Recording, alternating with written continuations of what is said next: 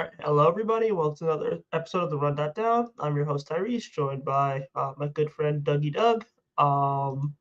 Knicks win in a very interesting game for a little bit. Um, a, a brief scare, but I mean, they were able to win by double digits, 122 to 103. A lot of good performances to talk about in this game. Karl-Anthony Towns with another 30-10 game. Mikal Bridges went crazy in the second quarter. Deuce didn't play, and it seems like he might be injured for a little bit. So we had campaign starting, and I thought he was pretty productive. OG, solid game as well. And the introduction of Tyler Kolek into the rotation. Very, very, I think, anticipated by a lot of Knicks fans. There are a lot of thoughts about Tyler Kolek, mostly positive. Yeah, I mean, I guess we could. I mean, what do you want to start with? I guess we could start with Karl-Anthony Towns and just another great We should performance from the we Knicks should we All-Star. should def- we should definitely start with Towns because it was actually very funny how much he just disrespected Star tonight. Like it was just a complete disrespect. I'm just gonna be bigger than you type of performance. It was annoying because I don't like that he plays that way, but it's also really funny when he plays that way and it's successful. You know what I mean? Like there's something humorous about him when he's playing like this. It is entertaining. Sar was at it was great. It was just there was no stopping him. There was just and just yeah, it was great. It was too funny. Yeah, he. I don't think he really cared until like the third quarter when like the lead started to get close, and he was like, "All right, well, I guess I need to actually score the basketball." I thought he Yeah, played. Sorry, it go ahead. helped. I was gonna say it helped that the Wizards decided to put back in the tanking lineup Yeah, as like they knew. well. They knew. They do. They were like, okay, whoa. They're actually kind of throwing this game. We need to play seriously. Yeah, like I thought he played really well. I thought defensively he competed, 2 steals and a block. Hmm. Just a regular game from Karl-Anthony Towns. I think he's 2 games away now from qualifying for All NBA, which is very good to see. He's So getting it. He's yeah, getting it. well, yeah, for He's sure. he's getting. It, It's basically is he going to get second or 13? He's and getting I one of those and two I think he's spots. probably gonna get second Yeah, because like it's kind of hard. I don't think there's been 10 players better than Karl-Anthony Towns this season yeah. who are going to qualify. I think both him and Brunson are probably going to get second team. Unfortunately, I think Brunson had a chance for first team if he didn't get injured. But Yeah, he did get he got injured. Hopefully he gets back and we'll have enough games to qualify. yeah, But apparently he's out of the boot and he's been like doing some light shooting. So I think that probably leaves him on track to come back yeah, early he would have March. been I think he would have been first team the way he was playing. Yeah. I think he would have been first team, which would have been great to see. But I think both of them will get second team. Yes. Before we talk about the rest of the game, ad read from Bet Online. Bet Online is the world's most trusted betting platform, your number one source for betting on all of the madness. Whether you're a seasoned fan or a first-time bettor, Bet Online is your ultimate game day companion. With the largest selection of odds on everything from college basketball to $200,000 bracket contests, BetOnline continues to be your number one sports betting source. From every Cinderella story to every hat trick, BetOnline has you covered with odds, stats, and more for every game, every play, and every win. BetOnline, the game starts here. Unless your team is the St. John's, in which case don't bet online. Poor St. John's. Poor St. John's. Very glad I didn't go to school there, even though I picked them to win the entire tournament. I spent 1 year of grad school in St. John's. I had an offer from St. John's, and I was like, nah. It was I commuted from New Jersey to St. John's. So it didn't work, obviously. I commuted from obviously it obviously didn't work. So because you guys St. John's is all the way it's the last stop. I lived like 25 minutes away from St. John's. So I'm very aware. And I decided, you know what? I'm gonna go commute an hour and a half to Manhattan to go to school because I got a really, really good scholarship. But anyway, humble brag. Mikal, Mikhail was great. Honestly, he was great, especially the.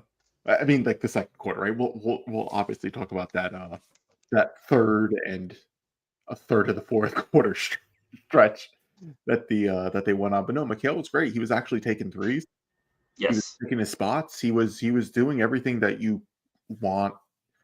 Hopefully, like your second creator now when Brunson gets back, like you're kind of like hopefully he continues this type of play because it's kind of everything you want. You want him to mix inside and out, right? You want him to get to his pull up middies, but you also need him to take threes to open up everything. Yes. And he did it. He did it. So it was nice to see. Granted, the Wizards defense is trash doesn't even describe how bad the Wizards defense, especially that starting unit with the three rookies and Jordan Poole, like that is it's just terrible. No, I liked him. I liked Mikhail. I thought he was fantastic tonight. I just think he's been able to play in a way that he hasn't been able to play next to Brunson. A 20-point quarter. Mm-hmm. He didn't really have a lot of those prior to Brunson's injury. He scored 21 points or more 24 times, and I'm pretty sure he's had since the injury 1, 2, and now 3 this game. So or 4 rather with since the injury. So he's been productive. He's been getting to the free throw line, which is finally, it took you 65 games to get there, but you finally got there.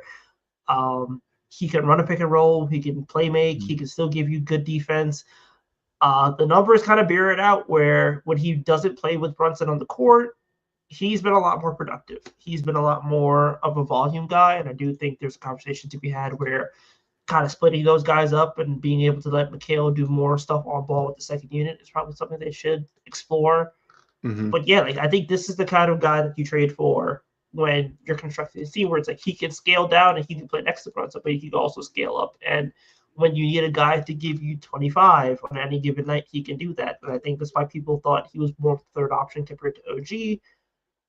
And it kind of just seems to kind of trade off here and there. But Mikhail is definitely the guy who gives you that creation juice, gives you that ability to get to his spots, and is ultimately playing his ass off since Brunson went down with injury and has been really taking over the second option role. Yeah, they're gonna need those mid-range shots definitely in the playoffs. Like they like that's the shot that most playoff teams are willing to give you, and he's been making them all year. Like I really hope when playoff time comes around, Tibbs is like, all right, we'll actually run some shit through Mikhail. It would be great, but we'll see. Not even much. Like I think he plays well with Mitch. I think the fact that Mitch screens for him lets him like kind of grab a dribble into a midi pull up, which is a really good source of offense for him. You can bring him off of screens, and you can have him try to get to his left hand. Like there's just so many ways to get him involved in offense, and they were just not using him well in offense aside from catch and shoot and midi pull up. And he has the ability to do things as a playmaker. He has the ability to get to the free throw line. The fact that he took less than one free throw a game was malpractice. And I feel like now that he's actually starting to get into a groove offensively, I do want to see this maintain. And hopefully this is the start of something where he could get more touches in the offense. Yeah, because he and Towns took 20 shots tonight, which is really good. I'd like to see more of that. Yes. Basically, I mean, like it's going to be difficult because like Brunson's still going to command shots, and then like if you just look at like the shot breakdown, like OG had 12, Josh Hart had 10, and 20 each from Towns and Bridges, 12 from Payne, then you have 3 from Mitch, 4 from Shamet, 3. They had 4 from Tyler Kolek. Like they're going to have to scale down for Brunson effectively. Like it's going to happen, but I do just kind of hope just the way he's used, like the usage kind of stays the same, even if Brunson's there or not, just like making sure he does something. Yeah, I think that just speaks to staggering. I think that's how you kind of get that where everybody can get their touches, but also everybody can still come together and contribute next to Brunson. I think staggering is going to be like the next evolution that this team goes through, where guys are still able to kind of branch out and do more things on the ball, but next to Brunson, they could scale down. So that'll be interesting. They should be able to though, right? Like even how like the starting lineup is like set up, it's kind of set up to stagger in a way, right? Because if you have Brunson, McHale, OG Hart, and Towns, like if that's going to be like your starting lineup, you have like Deuce come in first, and you just kind of like just cycle through the basically cycle through the wings to make sure that they all have playing time. Tibbs doesn't do that Yeah. though. I don't know why he doesn't do He that. just But he like just like has a bench unit and Cat, and it's like while that unit has been great, look, why are you just leaving 3 of your other starters on the bench? I've never yeah, understood that. I've always it's felt strange. that Brunson and OG should be able to like play together because you want your best defender next to your best creator who struggles to create. And then McHale and Cat and probably Hart should all spend time together because you have 5-out spacing for Hart. You have the ability for McHale to do more things as a pick and roll ball handler. Obviously, Cat is great at like floor racing, so you don't need McHale to do like everything as an all-star, but he can contribute. It just kind of Yeah, seems like there's an ability to put guys in more optimal spots, and that just has not been explored this season outside no, of Karl-Anthony Towns being able to elevate bench units. But speaking of OG, 23 points, great defense again. hmm I do wonder if there's a chance he could probably sneak into an all defense team. I he mean, might be able to. I think he's one game away from qualifying, or he might have actually qualified tonight. I think there's an opportunity for him to do so. It would be interesting. I would love to probably pull up more of the stats to see how it bears out. Like in terms of like, is he getting like, is he still up there with like deflections? How does that work with the steals, the blocks, kind of together and things? He has a case. Unfortunately, like the team isn't good on defense, so like this year kind of has been overshadowed because when he The thing is, does like lock they're in, an average defense. They're 14th. I think this is if they could get a little higher, maybe like 12th. There's a chance. I'm just saying, like I was saying that's kind of the problem, though, right? Like, it would be a better case if the Knicks were a top 10 defense, and then like who's their best defender? It would be Yeah, like, well, it's OG, and he did it with Towns on the court. Like, there's a good narrative there, but being middle of the pack doesn't. I don't think isn't going to help him. But we'll see, though. He has a case. He should be. He should be able to get second team all defense. yeah, I don't think a lot of guys have really been like that impactful. I mean, Moba's gonna probably win DPOY, and then like you have Gobert and stuff, but like Anthony Davis isn't there this year. No. There's like Herb Jones isn't there. Caruso won't qualify, so like I think there's a spot for maybe like just him off of name value alone, and somebody's gonna go, okay, well they're an average defense, and he's one of the better winning defenders in the league. I sure hope so. Yeah, I would love to have an all defense guy. Love an all defense agenda. I mean, I don't think the last one we had was Chandler. Chandler, yeah, it had to have been Chandler because he went Yeah, with because the OG earlier. didn't make it. We didn't have anyone else. Mitch never made it because he was always injured. And Yeah, but it's Chandler. when he It's Chandler. yeah. Ew, that's gross. Does Sprewell ever make one? This is before my time now. I don't know. Okay, I'm gonna look that up. But yeah, I think the guys to really talk about though, for tonight is campaign. That's right, campaign. Campaign baby turbo. 13.7 assists, 3 of 8 from 3, 4-12 from the field. Basically missed all of his floaters, but he hit his threes and he kept the ball moving in the half court. Again, I think you just saw the difference between him and Deuce running an offense. Campaign can Yeah. actually get paint touches, and Campaign can actually take pull-up threes and make them. And Campaign can run a pick and roll competently. Just very regular, basic point guard things. It's Deuce was not the backup point guard the entire year. Really, like he has point guard skills, but that kind of makes it that's why it makes him a valuable player, is because he had some of the skills, but he's not really like a true point guard. And then Brunson goes down, and it's like, all right, we're gonna not start the guy who's been his backup.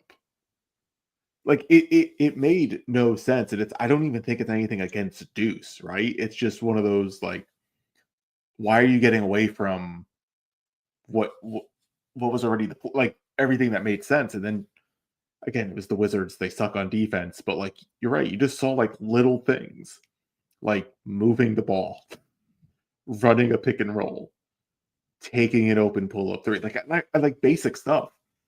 And, Yeah. and it's just absolutely crazy that like Deuce started when Brunson went down, when his role clearly is like that, like second guard.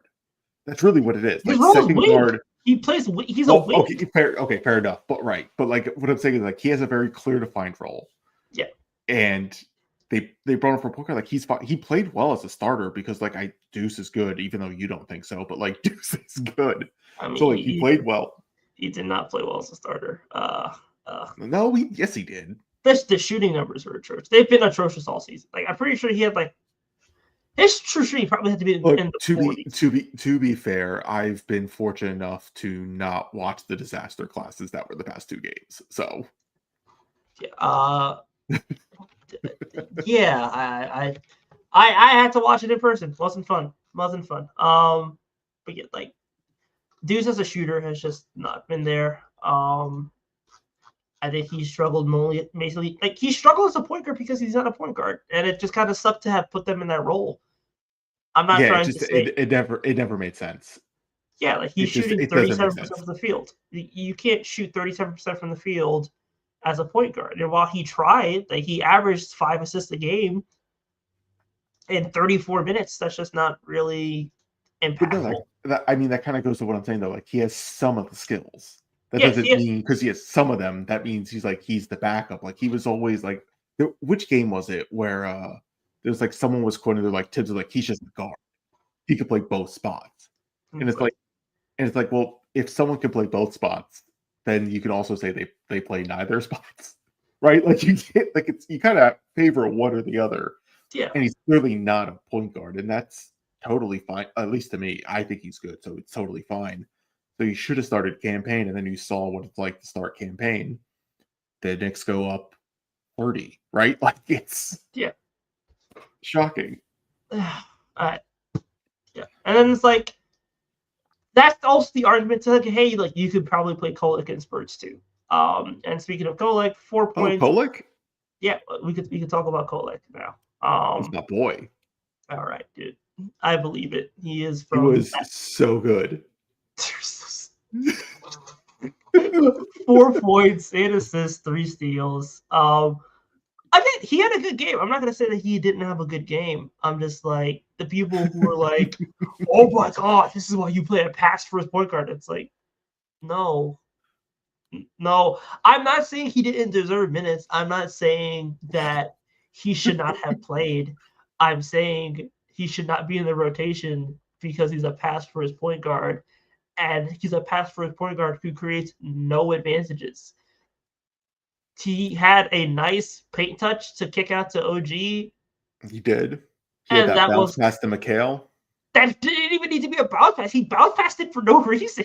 Yeah, but it was perfectly in McHale's shooting pocket. You're so... like I don't think you understand what Kolek does for the passing. The pass caressed his shoulder in the right spot. It's very specifically, he gets guys in the shooting pocket. They were making all those shots he was passing them to. Look, I'm just saying. Oh my, you're so filthy. Dude. I'm just saying he was doing that.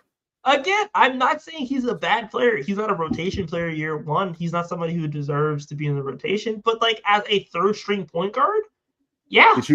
Did you hear I think Breen was doing like the good propaganda. They're just like his teammates love him. They love his decision making on the when he runs the offense. And I'm like, that's right. He's running that offense.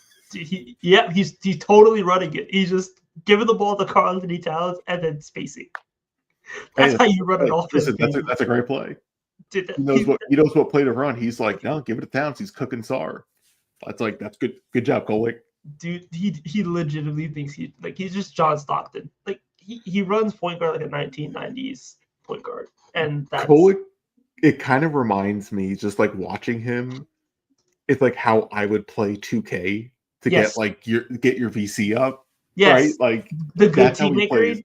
Yeah, exactly. Kolek does all the good teammate grade shit where you're just like, I need to get an A+ team rating, and I'm just gonna like get Mikhail Bridges an open shot. You just like kind of like force the computer to give an open Yeah, shot. and it's like, dude, at some point you have to be able to take a pull-up three off these screens. You got to score at some Like point. you have to score. That Well, he also it's had an and one, just so you know. yeah, He gets an and and I was one. like, that's the good take. That's what I want to see you do. Like you have Yeah. AJ Johnson on you. Please stop thinking AJ Johnson can guard you. You guys are the same weight. It's unfortunate that he's like 28 as a rookie, right? Like it is unfortunate because like he does have like the things you kind of want and like the stereotypical like crafty game manager point guard. Like he has like the TJ McConnell profile, but like he doesn't have like The TJ McConnell like ability to drive. yeah, like he doesn't have like TJ McConnell's insane. Like he is also like I will take over a game if he Yeah, had like to. TJ McConnell will drive 12 times in a single game and take 10 floaters at the rim, and it's like, what the hell are you doing? And it works. And it works because like he just knows how to get to the specific spots. He knows what he's doing. Like Kolek has that like vibe with him. Like he could totally be like the backup game manager point guard. And those guys have a long career. He's a little older, but like he needs to shoot. Is, like, he was not looking to shoot. Like he needs to shoot the ball. Yes, you need to be able to shoot the ball and stay on the court. No matter what you do, you need to be able to shoot the ball, especially as a point guard, because the pass first point guard is dying. There aren't a lot of pass first point guards in the NBA. And the guys who are usually pass first point guards are available for the minimum, and they tank teams. Look at Tyus Jones. People wanted Tyus Jones all season, and it turns out the Suns are tanking because they started him. The new pass first point guard is basically what will be like the pass first center point guard, if that makes sense. Because that guy can like set screens and shit like that too, right? Yeah. But like you can't have your point guard in this NBA not look to score.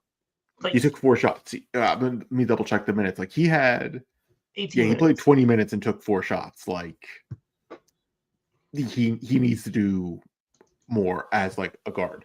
Again, like I thought like he was the only guy who looked for Mitch on an alley-oop, probably the first time all year that I've seen in forever, because like no one wants to lob Mitch the ball.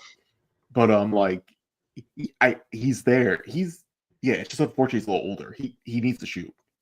Yeah. Like he needs to shoot the ball.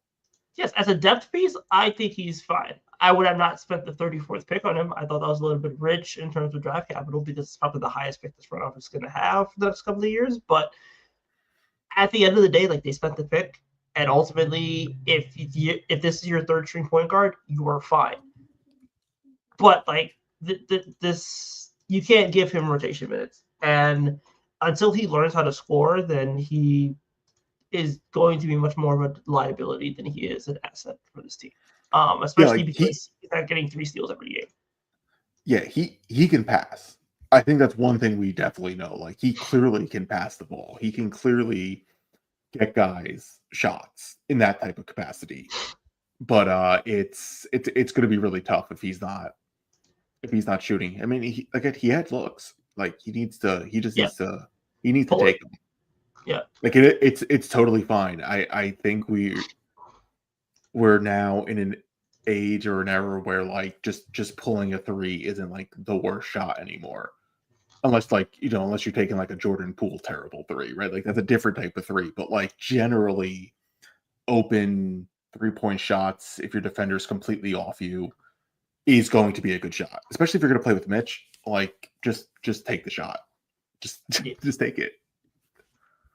Yeah. Jordan Bob, Herbie Ball, ref. Golick is the first player in Knicks franchise history with 7 dimes, 3 thefts, and no turnovers off the bench in the first half of the game. All right, Tommy Beer. That is a great cherry pick. I love it. That is a Tommy Beer if I've ever seen one. That's great.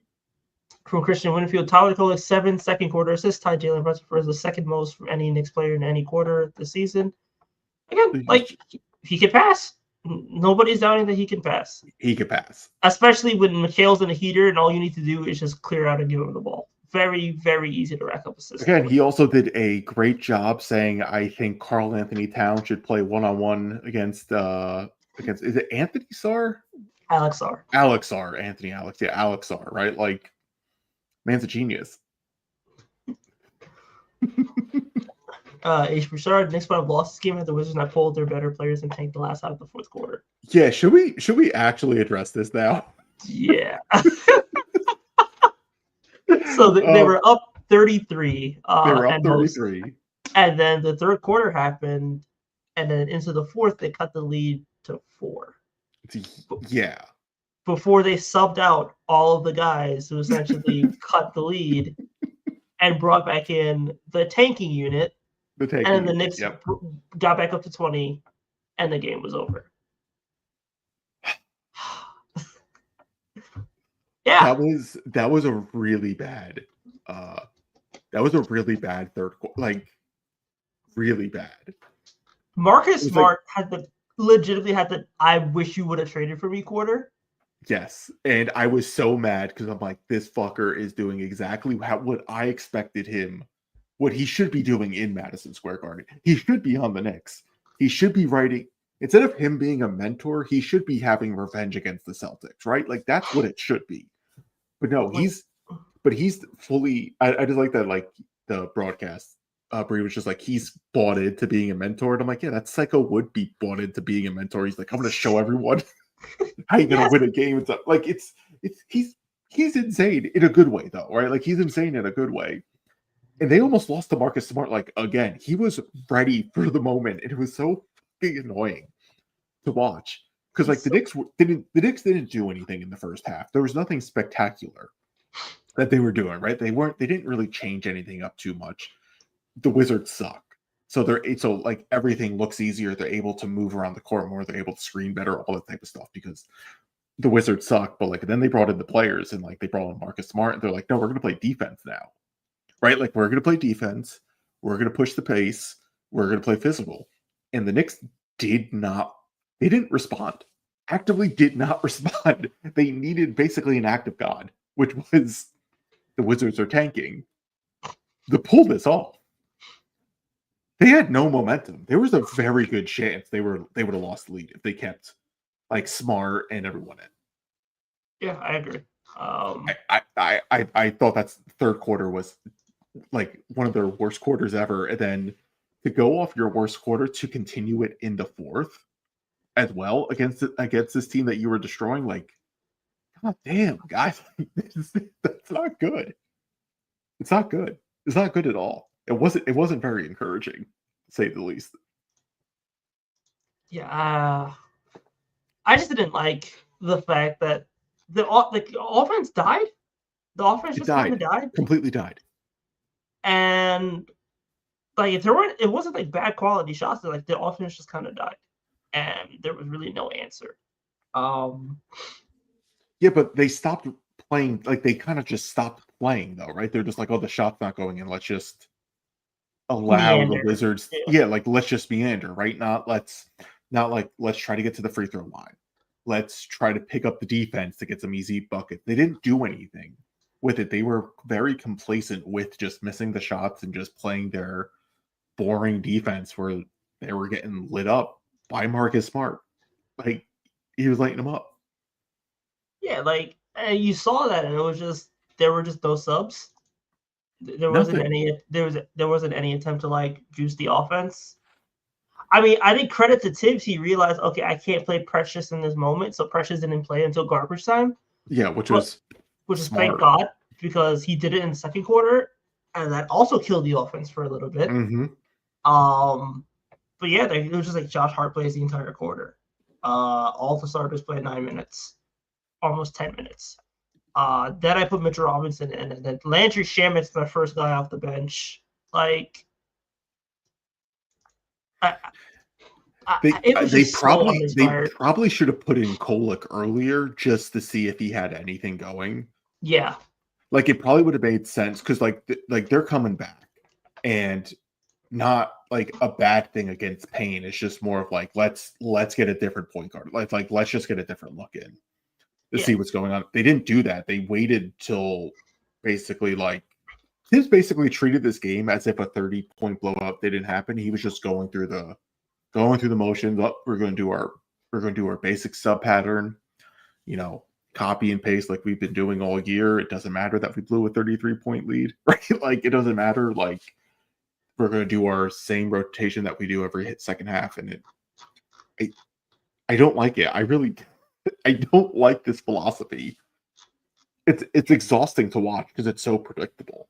Yes, like you just know that he's going to go and push the same buttons time after time again. And it's like, at some point, you just need to be able to do something different. Like,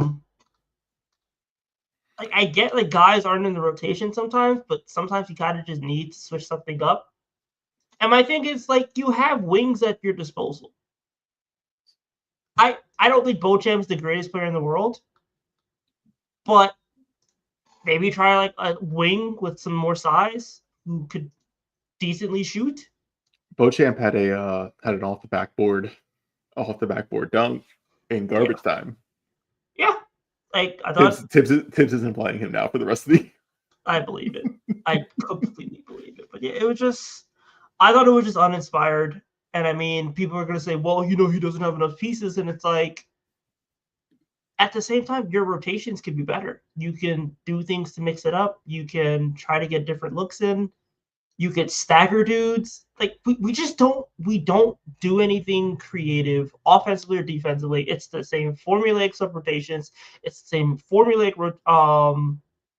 play. Like, there's just nothing that we do aside from, like, we throw our fastball and that's it. Mm-hmm. It's just execute better. It's execute better. Yes, we're going to throw 97 middle, and if you hit it, great. And if you don't hit it, then we are going to steamroll you. And it's like, sometimes, dude, you need a sweeper. Sometimes you need a cutter. Sometimes you need some sort of curveball in order to make sure that you're keeping not only yourself honest, but teams honest. And it's just, once you beat the Knicks, there isn't going to be any sort of adjustment. There isn't going to be any sort of change. And it's like, yeah, the adjustment is throw a 99-mile-an-hour fastball. Yes, it's like, oh, we're going to throw it angrier this time. And it's like, okay. Everybody knows. But, and that's why the Wizards basically, they didn't present it this way, but they went on like a 40-16 run. Yes. That's basically what it was. Like, it was just an extended run that they went on, and the Knicks got their ass kicked by the Wizards. Just completely got their ass kicked for like a quarter, then like probably a third of that. Yeah, for almost like 15 minutes, just got their ass kicked. No offense, terrible defense. Didn't give a shit. Like, just gave up.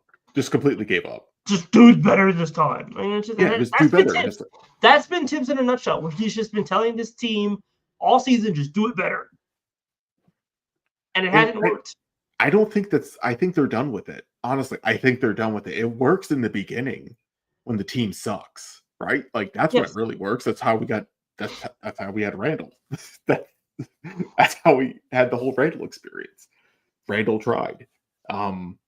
It works then. I don't think it's going to work now. I'm not as great as that, a 20-point victory is. I was just watching that third quarter. I'm just like, it's going to be tough in the playoffs if Brunson's not cooking. Yeah, it's going to be tough. I think the team has moved on. I think the team has moved on. The fact that like McHale kind of like came out and already said like the quiet part out loud, which is like, hey, dude, just play your bench more.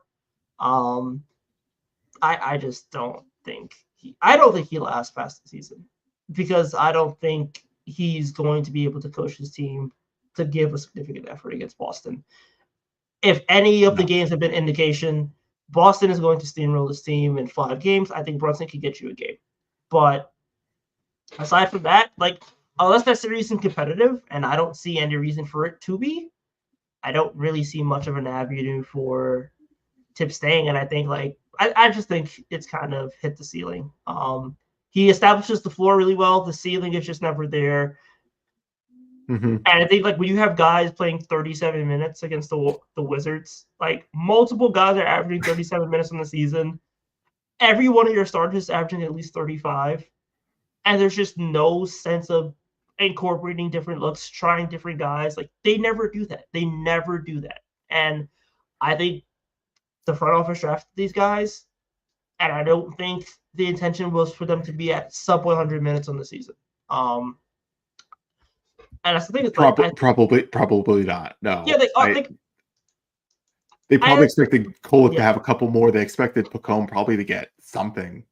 Yeah, like I thought Pacome would have played like the deuce role from his first year, where like he played like 300 minutes, but it was like, okay, we'll give you like 10 minutes a game.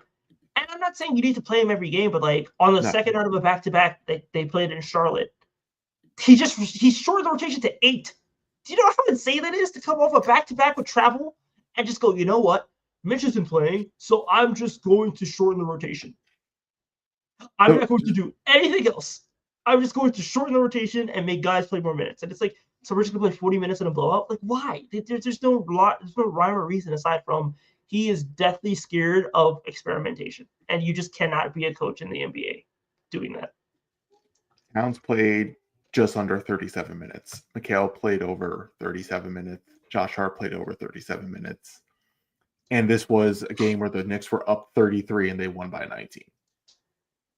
Yeah, like it's insane to actually consider, but like there's no, and I am very much not a minutes police person. I don't buy the argument. I don't. Yeah, we've talked about this. We've talked about this. Like the data doesn't support the argument either. What I will say though about it is, if you're down players, right, you're down them. Like Deuce and Brunson aren't in. Like you have to expand, right? Like you have to expand things because you need different looks, you need different things. Like kind of like we said, there's no counter, there's no anything else. He let the Wizards go on a run. Yeah, especially because it's the Wizards, dude. Like you're telling me you can't play the G League dudes? Like you can't be like, oh shit, they're going on a run. Let me bring in Mitch in earlier. Can you do something like that? No, it's like, oh shit, we're really getting cooked. Yeah, right. Like maybe Marjan has something. Just like it's, you could throw 3 minutes at him, give some dude a rest, and instead of 37, you're playing 34. Like it's just like just give something. Things. He doesn't do it, and I don't get it. Like I don't know what he's doing or what he's thinking. Maybe he's comfortable with the job and he doesn't give a shit anymore. Like he's pulling, like an office worker type thing where it's just like your salary's in, you don't got to do too much work. Like I'm good, man. I'm gonna do the bare minimum. Yeah, but like that's not the right. I don't think that's the right attitude you should be doing for a coach in the NBA. I don't think that should be your philosophy. Like he will do the opposite with vets. Mm-hmm. Like with the vets, he'll play them forever. We saw it with Burks last season, where Burks was really, really bad. And he just kept playing Burks and kept playing Burks until it was no choice and guys got healthy and then Burks got benched. And then he had to play Burks again and Burks was good. But like the fact that it basically took you 2 months to take Burks out of the rotation after you really you knew immediately he didn't have any juice. Yeah. I don't understand it. It's always going to be baffling to me with him. We go in, this is the game plan. We have to execute the game plan until the season's over. And I don't like that. I really just fundamentally don't like that philosophy. It just seems like a silly one to me. Cause like, I don't know, like even just not like anyone's job, just like something's going to happen. You can't just do the same thing like as much as you want to. Like, yeah, you maybe got to do something different. Like just something. That's life. Again, like I'm not saying this needs to be like every time we have to change the rotation kind of thing, but it's like, okay, if you're in the second out of a back-to-back, just throw somebody in. Yeah, and kind of just see. Especially with all the talent you have. You have 5 top 100 players. 4 of them are playing right now. You have impactful role players in Deuce and Mitch. You're telling me that you can't insulate 5 minutes of just like, okay, give this dude a breather. I don't understand that. But Jordan Bub, Karl-Anthony Towns now has 17, 30, 10, 30-10 games this season. The most by Nick in the season is Patrick Ewing in 1994-95. After tonight's win, the Knicks had to sleep in their own beds for 2 straight nights for the first time since February 4th. February 4th. Jesus Christ, could I tell you how much I hate the Knicks broadcast, specifically talking about like they've been on a road trip. It's been so long, right? I'm like, can we not do the whole like they're sleeping in their bed type thing? I fucking hate it. I really do. I hate it. Like they travel. Okay, great. They're in fucking private jets. I don't want to hear. They're okay. I promise like, they're okay. Right, you know what I mean? Like, I really don't want to hear that, especially when it's like you're kind of watching the team. They're just doing the same thing, copying and pasting over and over and over again, and they're just like, "Oh, damn, we had to sleep in a hotel bed." And it's like you can go to a Marriott right now and have a pretty sweet king size bed. Like, are you kidding me? Like, they're not staying at the Marriott. Like, come on now. Like, they're staying for 4 seasons. They'll be okay. What are we doing here? They're not at a Red Roof Inn off of like I-95 as you're driving down to like Florida, and you go like, oh shit, I gotta pull over for some rest, and you're in like North Carolina off the highway at a Red Roof Inn. Like, they're not doing that shit. I've done that. It's not fun. They're not doing that. Red Roof Inn it's not too bad. There's one near SeaWorld. Not too bad. I was in some sketchy ass in the middle of nowhere. All right. I was like, all right, man. I stayed there for like near SeaWorld just like for a night or whatever. Yeah, that's different. But anyway, I'm saying the Knicks aren't doing that. They're not like a minivan driving down doing road trips. Like, get the fuck out of here. Okay. It's good to be back in my bed, see my dogs and my family, camping and getting a win back at the garden and having some time at home. Again, I there's a lot of loser energy emanating from the Knicks right now. Which just has we were on a road trip, guys. And it's like, okay, all right, great. They each should still beat Charlotte. Just win. Robert Beckford. I want an apology for the Cole slander. I'm not slandering him. I'm just saying he needs to shoot the ball. I don't think he's a bad player. He's a third-string point guard. He needs to shoot the ball. He needs to shoot the ball. To be true. I'm telling you, like, once he understands he needs to shoot the ball, also his passing will become significantly better. Yes. Like you can see the upside in the pick. Like I can understand the upside of the pick. I'm just like, there are a million small guards, and you just should not. The problem is that like I see the vision, but because now like remember you're probably too young for it, but like Kendall Marshall was like the staple of like the pass first point guard type shit coming out of North Carolina. He was just comfortable. Like he didn't shoot the ball. No one gave a shit. And that was like not back in the day, but like that was like a decade and a half or something ago, right? Like now in this NBA, you can't be a pass first point guard. You can't. You need to shoot the ball. Yeah, like you just cannot take 4 shots in nearly 20 minutes as a point guard. It makes everything so much harder when your ball handlers don't shoot. Because you really handle the ball. Yeah, you have to now. Like this is the league now. If you handle the ball, you have to shoot. It's as simple as that. Because otherwise, other people are going to handle the ball, and you won't be able to pass as much. Yeah, so you lose your best skill. If your best skill is passing, you have to be able to shoot because you need the ball to pass. Yes, that's why literally everybody who's good on a star on this team, like or a star on any team, needs to be able to play make, because your best player is going to have the ball. Like it's why Giannis is averaging 6 assists. It's like maybe 20 years ago that wouldn't have been the case. But if you're going to handle the ball, you need to be able to pass the ball. You need to be able to get other guys involved because you have so much gravity and so much attention. You are not going to be able to get entry passes to everybody. You have to be able to shoot. You need to be able to score, and you need to be able to command that usage. And you command that usage with scoring. Mm-hmm. Mikal Bridges is the Knicks beat Wizards, 27 points, 6 rebounds, 4 assists, 3 steals, 1 block. Again, really good game from Mikal. Yeah, I really like Mikal.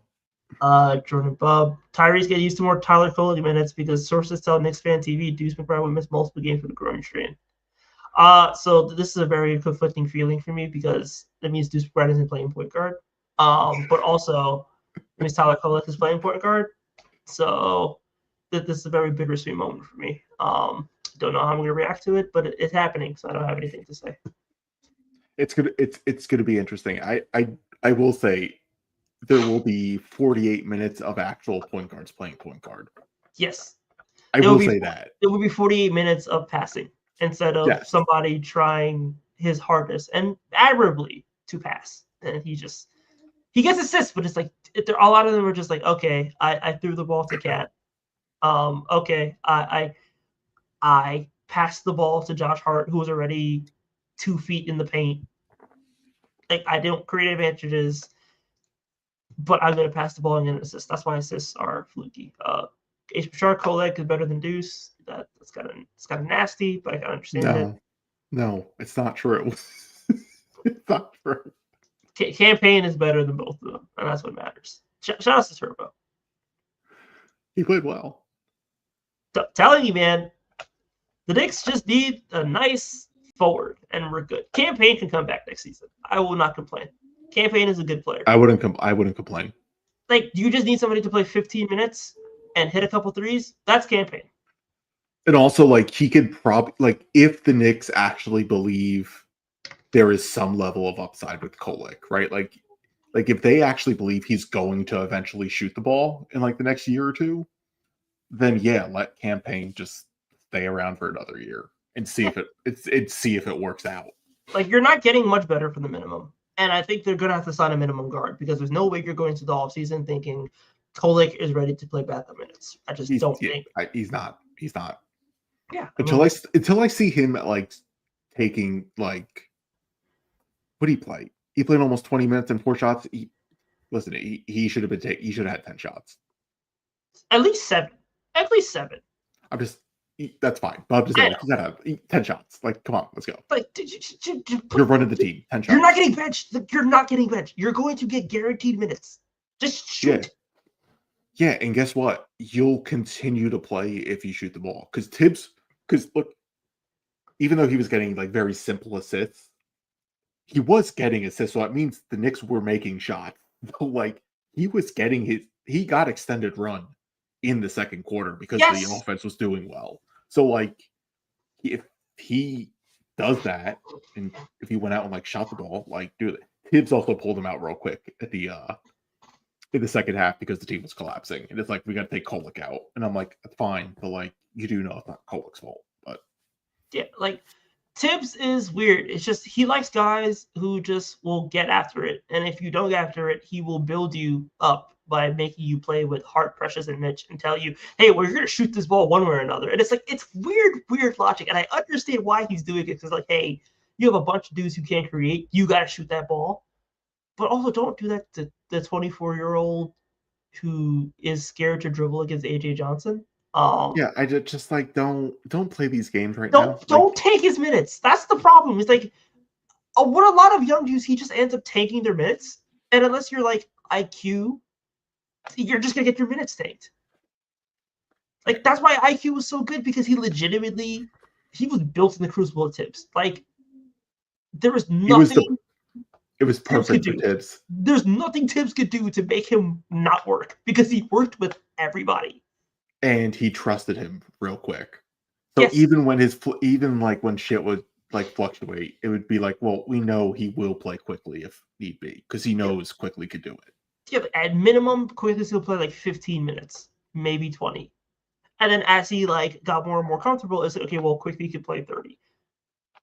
And that's the thing, that Quickly just came in and he was like, I'm just going to take shots. Didn't even care about it. He just took shots against the line. But guaranteed minutes. Nemo, maybe Tibbs just doesn't care much since he got his extension. It often feels like he may get in. Or maybe he got to deal with a tequila brand to have a sort of all alcoholic. The Margs at the Spurs game definitely support this theory. Look, man, even if he's not, what he's presenting to the world is this. Yeah.